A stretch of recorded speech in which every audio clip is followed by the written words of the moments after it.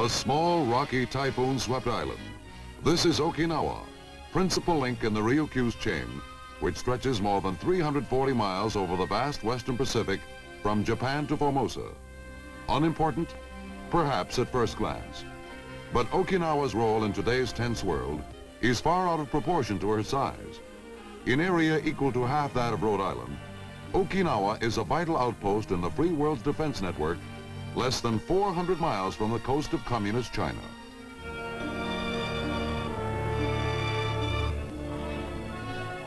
But Okinawa has not always played the important world role it plays today. For many centuries it slept, an island off the beaten track of world affairs. Feudal lords ruled over scattered straw hut villages, where life centered around two things, rice and religion. Ancestor worship was the dominant faith. Here, peaceful peasants lived and worked. And children played, with little brother or sister a perennial passenger. It was a contented culture that looked backward rather than forward for its inspiration. As such, it changed little over the centuries. Agriculture was the most important occupation.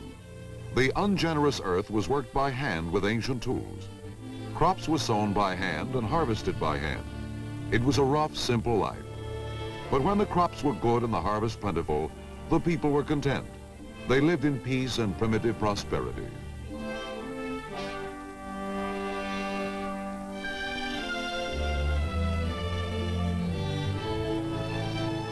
The harvest occupied everyone. It was the women's work to separate the grain from the chaff. It took strenuous shaking to sift the rice kernels through a straw sieve, a method as old as farming itself.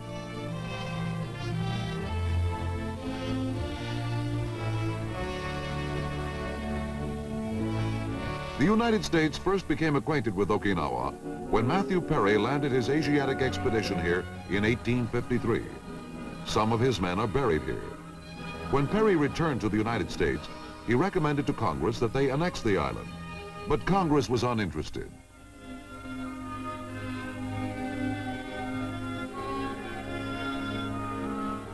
It was not until 1871 that anyone expressed further interest in the primitive little island.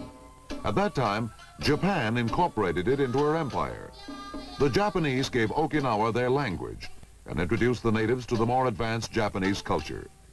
The dance in particular became important, and the Okinawans, always an easygoing, friendly people, took pleasure in many celebrations featuring the highly stylized Oriental dance.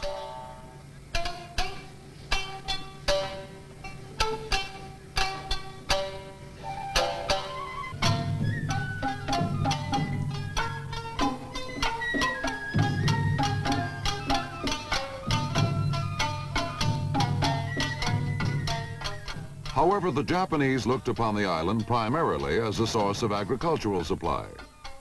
And so life in Okinawa changed very little over the years until the outbreak of World War II.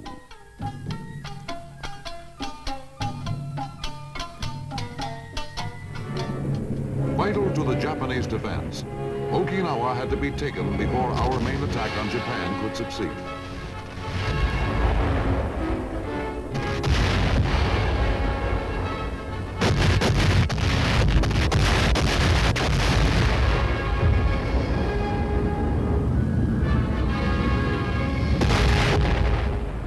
After the most tremendous naval and air pounding of the Pacific War, American troops landed on Okinawa.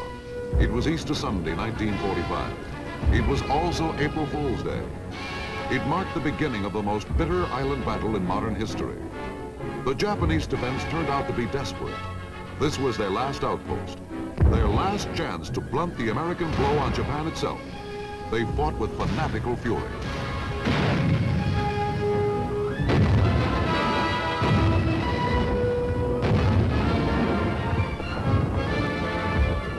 And the island gave its rugged support. Deep caves, jagged ridges, and steep cliffs all aided the enemy. It was a slow, difficult, dangerous process, an individual operation against each and every Japanese soldier. It was a tough way to fight on a tough little island. Okinawa earned the name the Rock.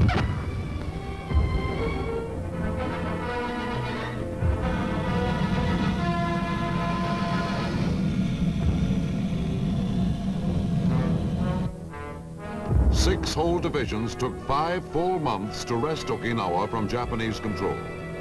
The few prisoners taken attested to the fury of the battle. When it was finally all over, there wasn't much left standing on Okinawa.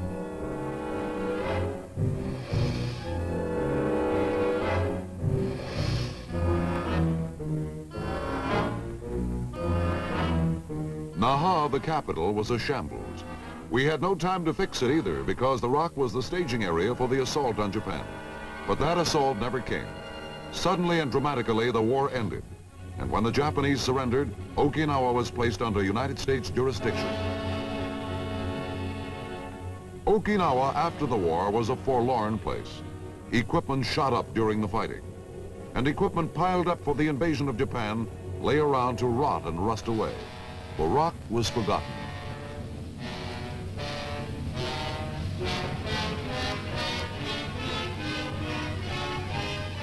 The few troops that remained lived in temporary quarters. Their primary concern was a never-ending battle with the elements. First it was dust. So much dust it darkened the sky. Then there were the typhoons. Sweeping in off the ocean, they lashed the little island with their fury, leaving behind a path of wrecked buildings and equipment.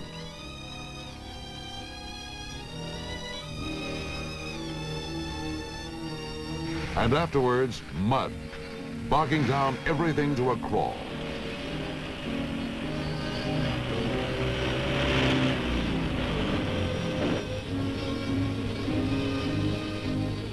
Then, in 1949, the Chinese mainland fell to the communists, and suddenly, almost overnight, the situation changed. In 1950, South Korea was invaded. Okinawa once again became strategically important. Equipment was rushed in. New facilities had to be built. New runways, new roads, and new buildings. We had to make Okinawa strong.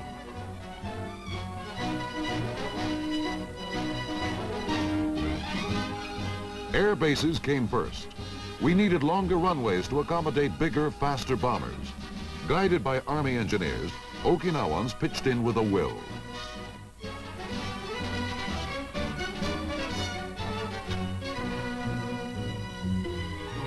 Heavy equipment was brought in, and men who had never even seen steamrollers were taught to operate them. Concrete and steel and human sweat gave us a first-class airbase in operation in time to support the Korean War. Day after day, plane after plane, the B-29s roared up from their Okinawan bases. Out over the Yellow Sea, 1,000 miles on missions over North Korea to blast strongholds held by the communist enemy.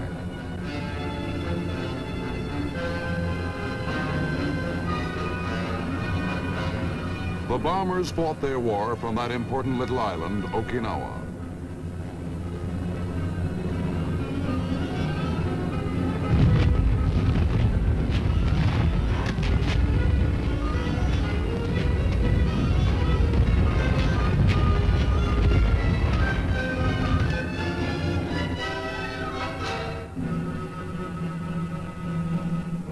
But the air bases were only the beginning.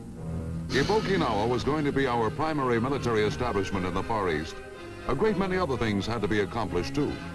Barracks, headquarters, warehouses, depots, and other facilities were entirely inadequate. New typhoon-proof permanent buildings had to be constructed. To keep costs at a minimum, contracts were let out to Japanese and Philippine companies. Okinawans were taught new trades. Many became skilled bricklayers, steel riggers, painters, and carpenters. And Okinawa blossomed out in a boom of construction activity.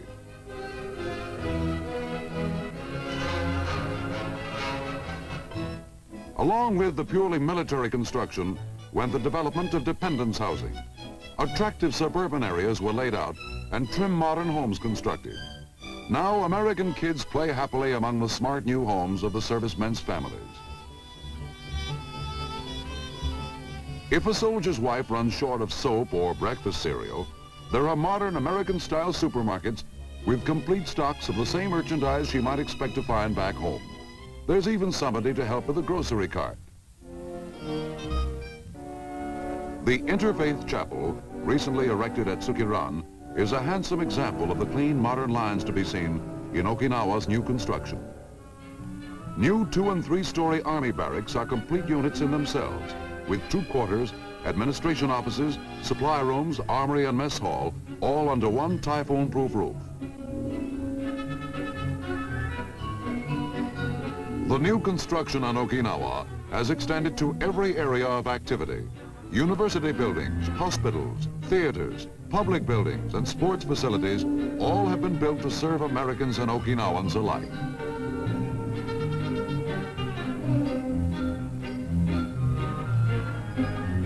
Striking is the architecture of this island, and the beautiful RICOM headquarters building is perhaps the crowning achievement. A credit to Okinawans and Americans, it is a blend of the best in modern design and functional styling. This is a building worthy of any great city anywhere.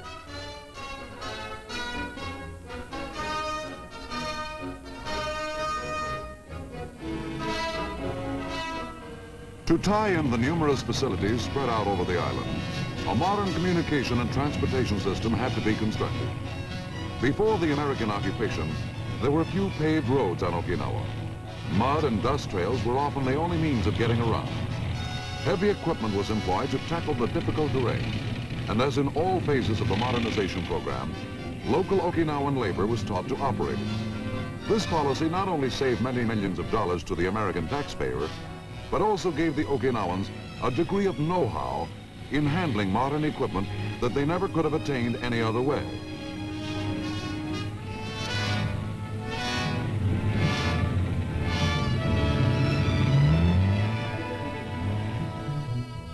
And so together we built a modern highway system.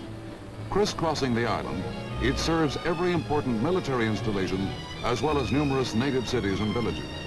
All the construction on the island so far has amounted to about as big a job as building a city the size of Indianapolis from scratch, all in a few years' time. But for the troops on Okinawa, it has not been simply a question of building a base. They must stay in the peak of condition. A field problem may last the night or begin before the sun is fully up. Men attached to the Army Special Forces load their equipment aboard the submarine Tilefish for an underwater demolition exercise at a nearby island. Soldiers in these units are trained in a variety of combat skills which particularly qualify them for specialized and often hazardous duty. They are typical of the versatile military strength on Okinawa, which also includes large air and naval forces, as well as the 3rd Marine Division. This practice mission calls for a pre-dawn landing on a training beach by swimmers from Tilefish. The men are carefully briefed before the submarine departs.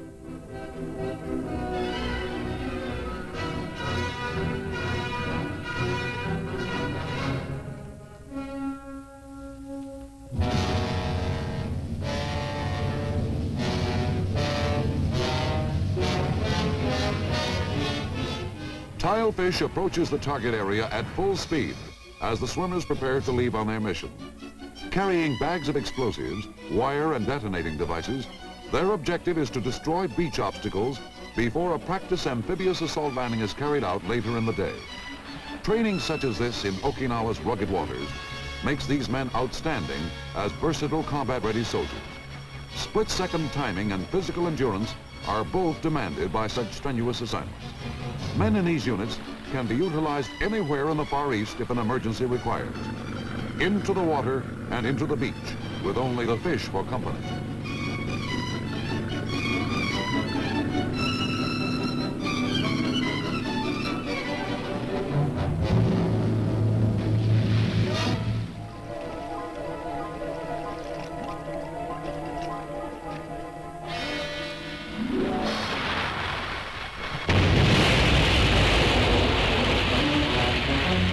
Mission accomplished, and the men swim into the sea again, where they are picked up by a high-speed craft a few hundred yards off the beach.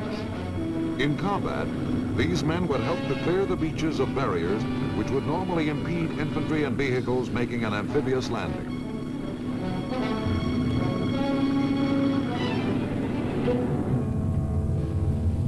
Constant practice in the offensive and defensive phases of amphibious operations pays off in troops well trained to handle any invasion attempt. Remembering the tremendous cost of taking the island from the Japanese, we want to make it impractical for any aggressor to attempt attack. To exploit Okinawa's strategic location, major commands were moved here a few years ago from Japan. This has created a fluid force poised to move anywhere at a moment's notice.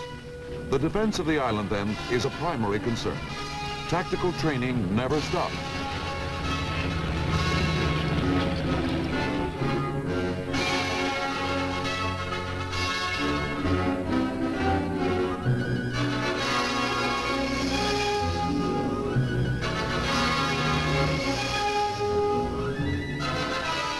In these operations, new techniques are constantly employed and new equipment tested out under battlefield conditions. These assault vehicles offer protection to troops as they disembark. Only through this constant training are commands kept at top efficiency, and RICOM, the Ryukyu's command, intends to keep it that way.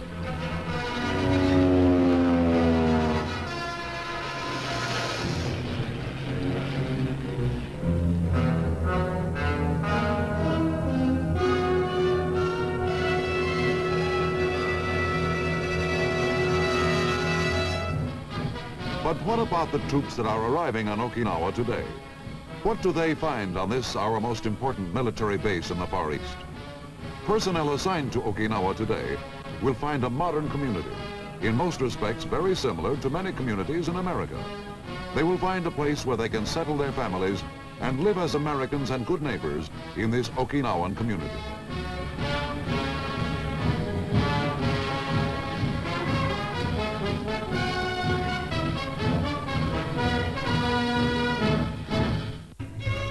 There is industry and commerce on the island now. Many small plants and factories manufacture products which have become important to the Okinawan economy. The ancient art of the glassblower is one of the many individual skills applied by the industrious Ryukyuan.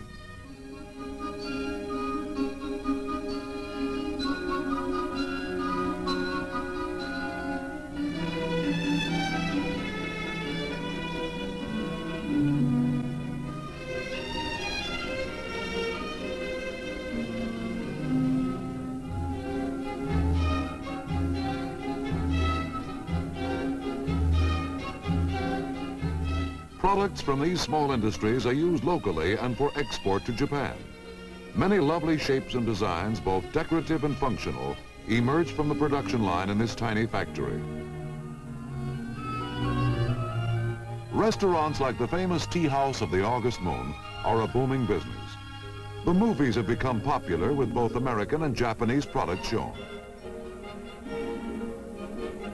Today there is a native press, and outside the news building, Okinawans keep up with the latest world events. Democratic ideas have found hospitable soil in Okinawa, and citizens now elect their own legislature as well as most local officials. Here, Mr. Jugo Toma is installed in Okinawa's highest office, that of Chief Executive, while high-ranking Okinawans and Americans look on.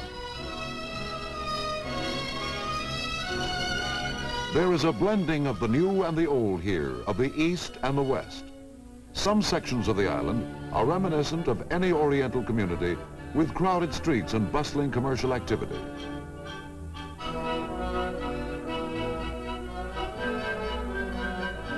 There are ultra-modern department stores.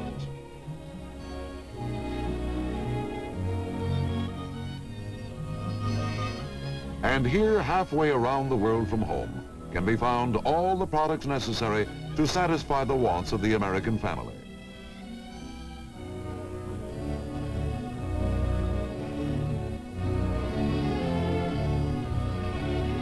These stores, staffed by native Okinawans, do a booming business with a serviceman shopper.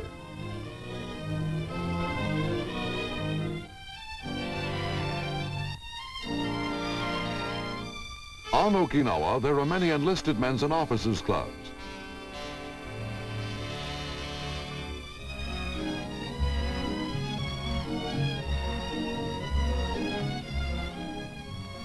Supported entirely by members' dues, they provide many facilities for family recreation. The swimming pool is always popular.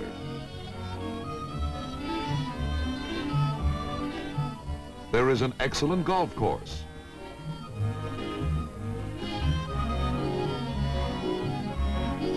Volleyball courts.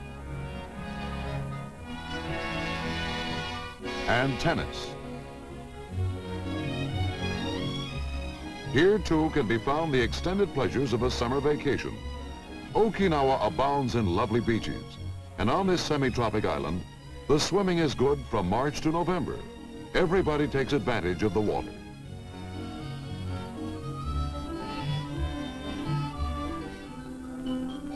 But how has all this activity affected the Okinawans? Under American guidance, the island has turned into a prosperous modern community. Agriculture is still important to the economy, and new commercial possibilities have grown from it. Over the centuries, rice straw served as material for making many articles useful to the native population. Today, these same articles have found a new popularity among Americans. A flourishing industry has developed in their manufacture and exportation. In all this, the Okinawans have learned much of Western man.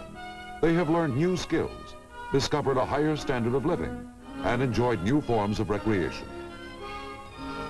But Okinawa and its friendly people are strong on tradition, and despite the many aspects of modern life, much remains of the past. The family is still the most important unit in Okinawan society, and ancestor worship is still the dominant religion. Here, a modern family worships at the tomb of its predecessors. Here, past glories are perhaps remembered, venerable personages honored, gifts given, and prayers respectfully offered for the well-being of past and present generations.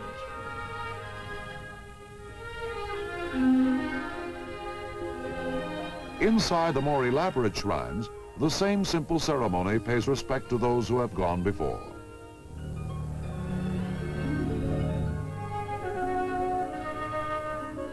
Since the American occupation of the island, the education of young Okinawans has been a project of primary importance.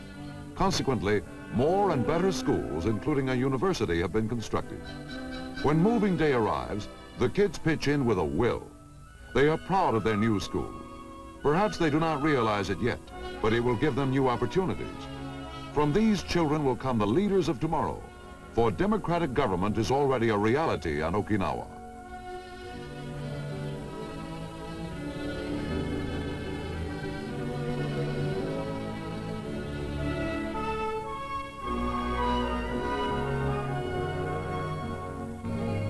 Many things in Okinawan life have changed only superficially under the American influence. Fishing, one of the oldest industries on the island, is carried on from a fleet of fast modern trawlers, which often travel far from the Ryukyus in search of a catch. The island's location in the modern air age makes it vitally important as a stop-off for commercial airliners on long trans-Pacific flights. Heavy air traffic is one more reason why Okinawa's future is brighter today than at any time in the island's long history. More than 100 years ago, Commodore Perry's expedition recognized Okinawa's geographical importance. Today, Pacific air travel is safer and more comfortable because of it.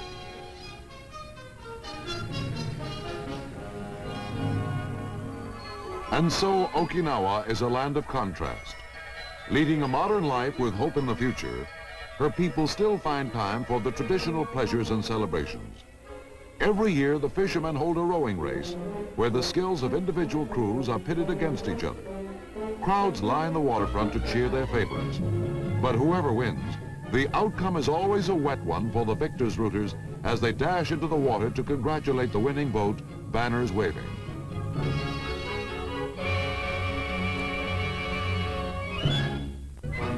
Like all people everywhere, the Okinawans love a parade. The 100th anniversary of Commodore Perry's visit offers both Okinawans and Americans a chance to celebrate.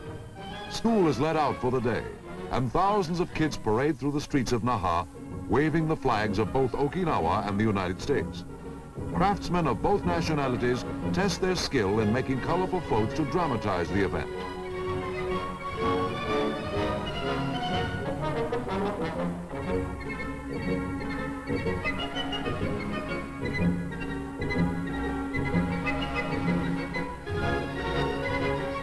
An oriental version of the Commodore and his valiant crew pleases the crowd.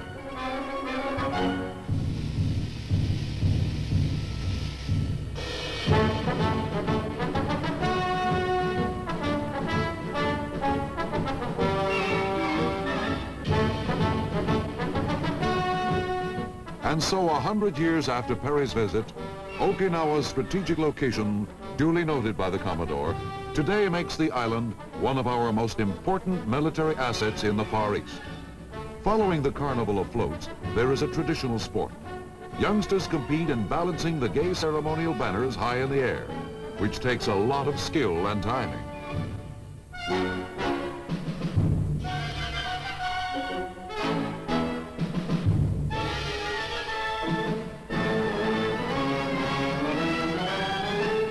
Then it becomes our turn to celebrate. And in a similar way, the Army puts on its traditional show, the military parade. Its precision is a contrast to the carefree Okinawan spectacle, and also a reminder of Far Eastern tensions. For in this area of the world, where totalitarian aggression is a constant threat, islands of freedom like Okinawa must be kept inviolate. Under our guidance, Okinawa has progressed markedly and gained much. But no matter how much we do for the island and its friendly people, we will have received much more in return. For as President Eisenhower has stated, Okinawa Island is now regarded as a major defense bastion in the Far East, officially known to the public as America's keystone of the Pacific.